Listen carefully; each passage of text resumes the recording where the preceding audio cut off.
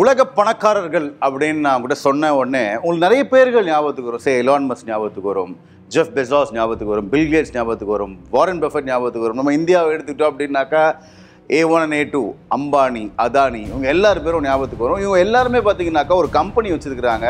உலகம் முழுக்க அந்த கம்பெனி வந்து ரொம்ப ரொம்ப ஃபேமஸாக இருக்கும். நிறைய இடத்துல பிரான்ச் இருக்கும், ஆஃபீஸஸ் இருக்கும். அவங்களுக்கு கீழே லட்சக்கணக்கான மக்கள் வந்து வேலை செஞ்சுட்டு இருப்பாங்க. ஆனால் இந்த ஒரு நபர் அஃபீஷியலாக பணக்காரர் கிடையாது, ஆனால் அன்அஃபிஷியலாக உலகத்தோட மிகப்பெரிய பணக்காரர்களில் ஒருத்தராக இருந்திருக்காரு. இவரை பற்றி ரொம்ப நாளாகவே பேசணும் அப்படிங்கிற ஒரு ஆசை இருந்துக்கிட்டே இருந்துச்சு. அவர் தான் பாப்லோ எஸ்கோபார். அவரை பற்றின பல எப்பிக்கான தகவல்களை தான் இந்த வீடியோவில் நீங்கள் தெரிஞ்சுக்க போகிறீங்க.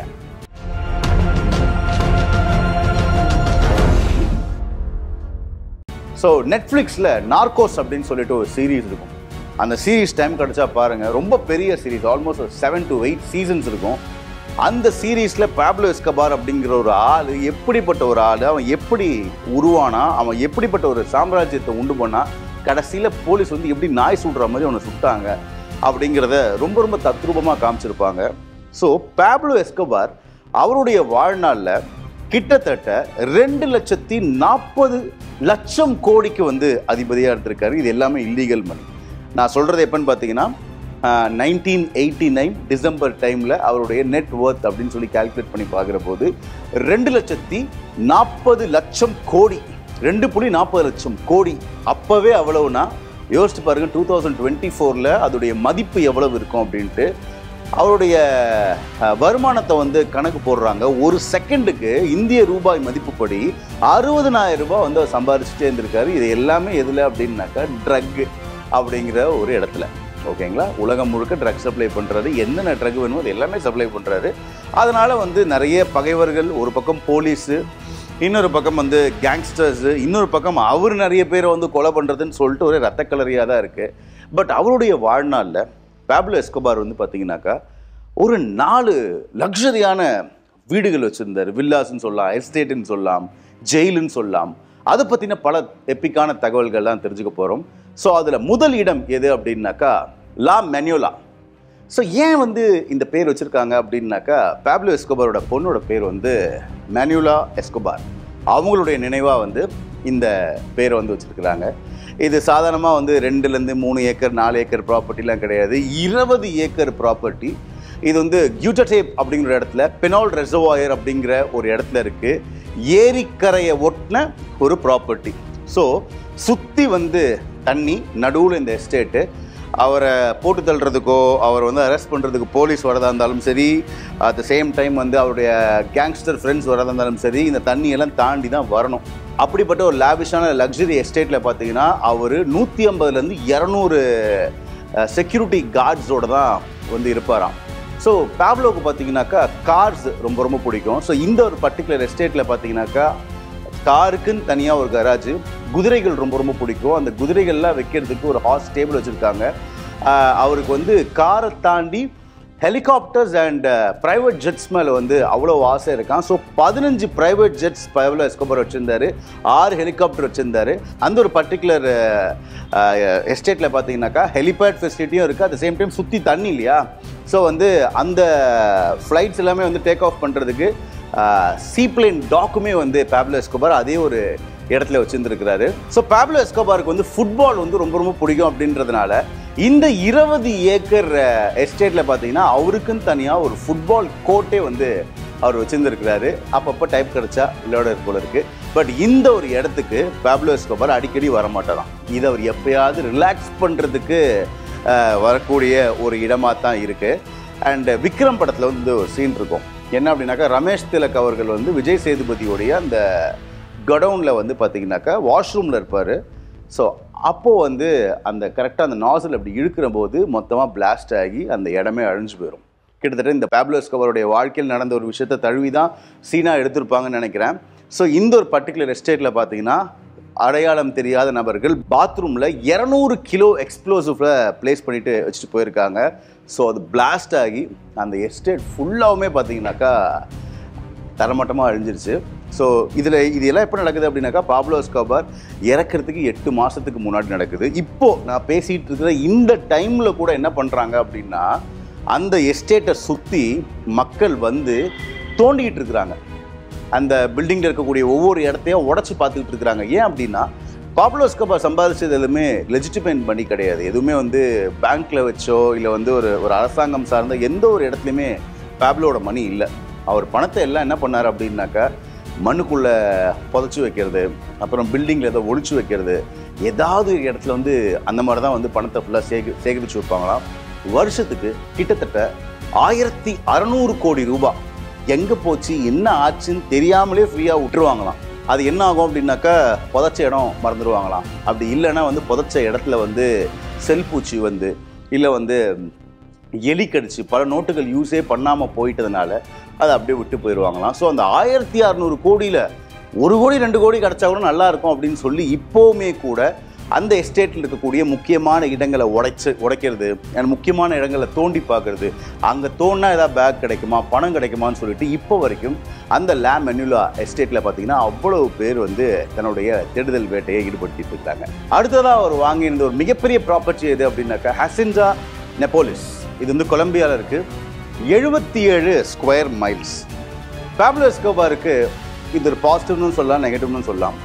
ஊர் முழுக்க அவ்வளோ ட்ரக்ஸு. அவர் நினச்ச லேவிஷான லைஃப்பை வாழ்ந்துட்டு இருக்காரு. But is a very family orient man.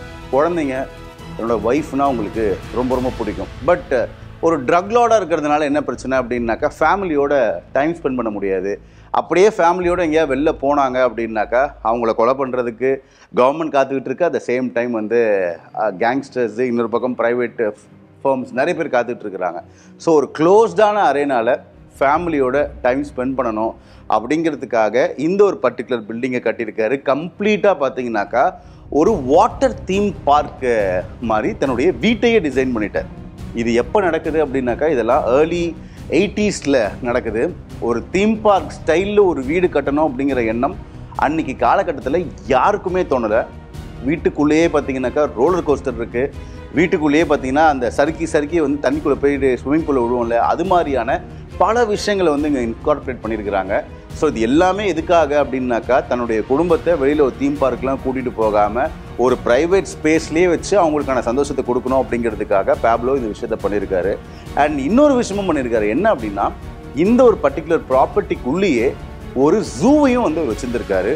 இந்த உலகத்திலேயே காணப்படக்கூடிய ஒரு காண கிடைக்காத பல அரிய வகை மிருகங்கள் பறவைகள்லாம் பார்த்தீங்கன்னாக்கா இந்த ஜூவில் வந்து இருந்ததா பல பேர் வந்து சொல்கிறாங்க. ஸோ அந்த அளவுக்கு அவருக்கு வந்து இந்த வைல்ட் லைஃப் மேலேயும் அதீதமான ஒரு ஈடுபாடு தொடர்ந்து இருந்துக்கிட்டே இருக்குது. ஃபேமிலி கூடயும் ரொம்ப ரொம்ப அட்டாச்சாக அவர் இருந்திருக்கிறாரு. ஸோ இங்கேயே பார்த்தீங்கன்னாக்கா ஒரு ப்ரைவேட் ஜெட்டை வைக்கிறதுக்காக ஒரு மினி ஏர்போர்ட்டே வந்து பாப்லோ வந்து ரன் பண்ணிகிட்டு இருக்கிறாரு. ஸோ எனிவேஸ் எங்கே போகிறதா இருந்தாலுமே வந்து ரோட்டில் ட்ராவல் பண்ணால் வந்து நிறைய பிரச்சனைகள் அப்படிங்கிறதுனால ஒரு ஏர்வேஸை பொதுவாக வந்து ப்ரிஃபர் பண்ணியிருக்காரு. அண்ட் இங்கேயுமே லக்ஸரி கார்ஸை மட்டும் எடுத்து வைக்கணும் அப்படிங்கிறதுக்காக ஒரு மிகப்பெரிய கராஜ் இந்த ஒரு பர்டிகுலர் ப்ராப்பர்ட்டியில் இருக்குது. அண்ட் அந்த ஒவ்வொரு காருடைய ட்ரங்க்லேயும் பார்த்தீங்கன்னாக்கா கோடிக்கணக்கில் டாலர்ஸை பதுக்கி வைக்கிறாங்க. So if in case police வருது இல்லை ஏதாவது பிரச்சனை அப்படின்னாக்கா டக்குன்னு அந்த கார்ட்ஸு அவங்களுடைய ஆட்கள் எல்லாமே இந்த காரை எடுத்துகிட்டு பறந்துச்சிட்டா பறந்துடுவாங்க. அந்த பணம் எங்கே போச்சுன்னு தெரியாது, இந்த கார் எங்கே போச்சுன்னு தெரியாது. இந்த இடத்துலையும் பார்த்தீங்கன்னாக்கா நிறைய பேர் தோண்டி பணம் இருக்காலாம் ட்ரை பண்ணி பார்த்துருக்காங்க.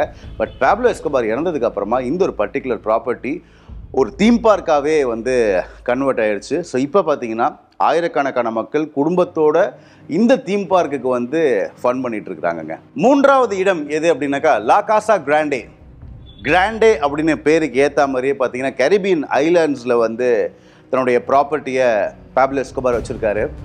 இது வந்து பார்த்தீங்கன்னாக்கா சுற்றி தீவுகள், நடுவில் வந்து இவருடைய வீடு, அடர்ந்த காடுகள். ஸோ போலீஸ் என்ன சொல்கிறாங்க அப்படின்னாக்கா இப்போவுமே கூகுள் மேப்ஸில் இந்த ஒரு பர்டிகுலர் ப்ராப்பர்ட்டி இருக்கான்னு சர்ச் பண்ண முடியாதான். அந்த மாதிரி ஒரு ப்ராப்பர்ட்டி இருக்கிறதுக்கான தடையுமே கூகுள் மேப்ஸ்லேயே தெரியாதான். ஏன்னா அந்த அளவுக்கு அடர்ந்த காடுகளுக்கு நடுவில் வந்து இந்த ப்ராப்பர்ட்டி வந்து இடம்பெற்றிருக்கு.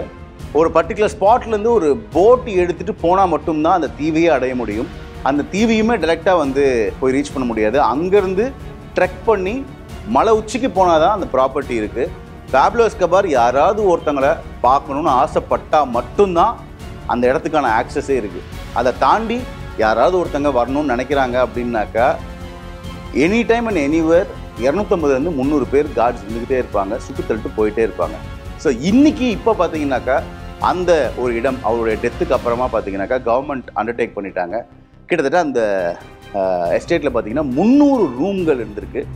300 ரூமில் இருக்கக்கூடிய பாத்ரூமில் இருக்கக்கூடிய அந்த ஃபிட்டிங்ஸ் எல்லாமே தங்கத்திலேயே ஆனது அப்படின்னு சொல்லப்படுது.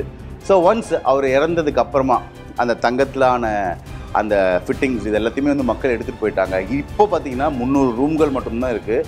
அதை வந்து யாரும் பெருசாக பராமரிக்கிறது கிடையாது. அது இயற்கை வந்து மரம் செடி கொடி அடர்ந்த காடுகள் மாதிரி ஆகி வேறு மாதிரி அது ஆயிடுச்சு அப்படின்ட்டாங்க. அண்ட் ஃபைனலாக 4வது ப்ராப்பர்ட்டி இருக்குது. அது பயங்கர இன்ட்ரெஸ்டிங்காக இருக்குங்க. அண்ட் அந்த 4வது ப்ராப்பர்ட்டி வந்து லா கத்தீட்ரல்.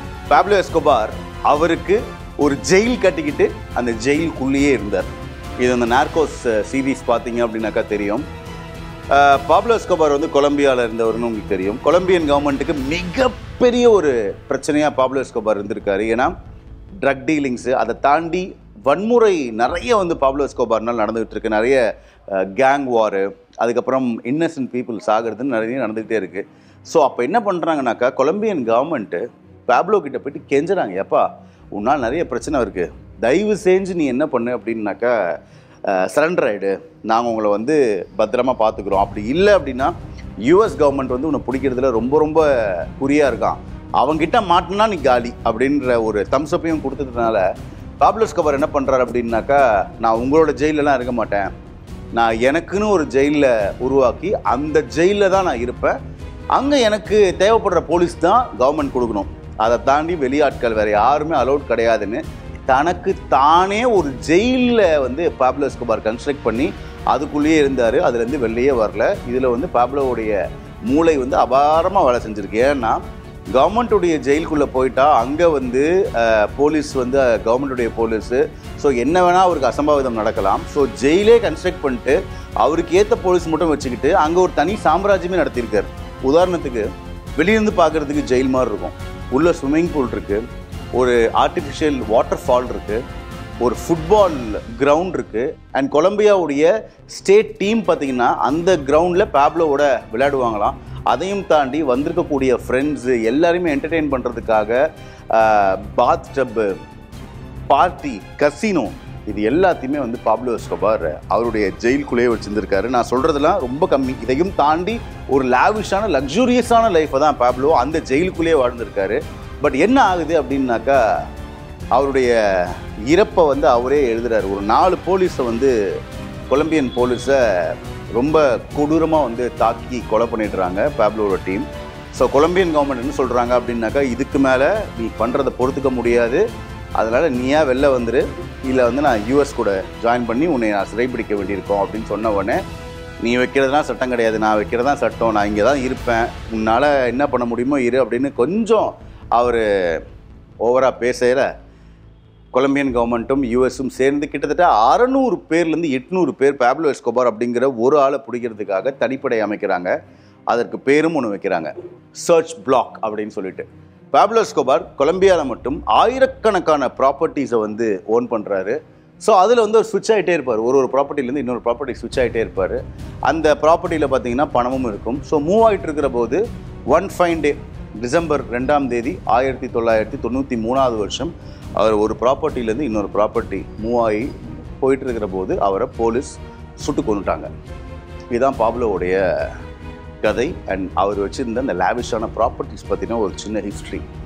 பட் இன்றைக்கி தமிழ் சினிமாவாக இருக்கட்டும், உலக சினிமாவாக இருக்கட்டும், ட்ரக்கை பற்றி ஒரு படம் எடுக்கணும், ஒரு கேங்ஸ்டரை பற்றி படம் எடுக்கணும் அப்படின்னாக்கா பாப்லோ எஸ்கோபாருடைய ரெஃபரன்ஸ் நிறைய படங்களில் வந்துடும். பழைய படங்களில் தெரியலனாலுமே கூட விக்ரமில் இருக்கும், கோலமாவு கோகிலான்ற படத்தில் இருக்கும், அந்த பாப்லோ அப்படிங்கிற பேர் வந்து அடிக்கடி ஜெயிலரில் கூட யூஸ் பண்ணியிருப்பாங்க.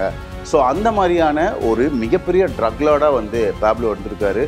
அண்ட் இன்ன வரைக்குமே கூட கொலம்பியாவில் பல மரங்களுக்கு கீழே பல பாழடைஞ்ச வீடுகளுக்குள்ள கோடி கோடியாக டாலர்ஸும் பணமும் இருக்குது அப்படின்னு மக்களால் இன்னும் நம்பப்படுது. ஸோ அன்அஃபிஷியலி பாப்லோ எஸ்கோபார் அப்படிங்கிறவர் உலகத்துடைய 7வது மிகப்பெரிய பணக்காரராக இருந்தார் அப்படிங்கிறது தான் உண்மையும் கூட. ஸோ இந்த தகவல் ரொம்ப ரொம்ப எப்பிக்காக இருக்குது அப்படின்னாக்கா அவரை பற்றி உங்களுக்கு தெரிஞ்ச விஷயங்களை மறக்காமல் கீழே ஷேர் பண்ணுங்கள். வேறு எந்த கண்டென்ட்டில் எந்த டாப்பிக்கில் நம்ம வந்து இந்த சேனலில் பேசலாம் அப்படிங்கிறதையும் மறக்காமல் கீழே எங்களுக்கு கமெண்ட்ஸில் ஷேர் பண்ணுங்கள். இப்படி பல எப்பிக்கான வரலாற்று தகவல்கள்லாம் தெரிஞ்சுக்கிறதுக்கு எபிக் வரலாறு சேனல் லைக் பண்ணுங்கள், ஷேர் பண்ணுங்கள், சப்ஸ்கிரைப் பண்ணுங்கள்.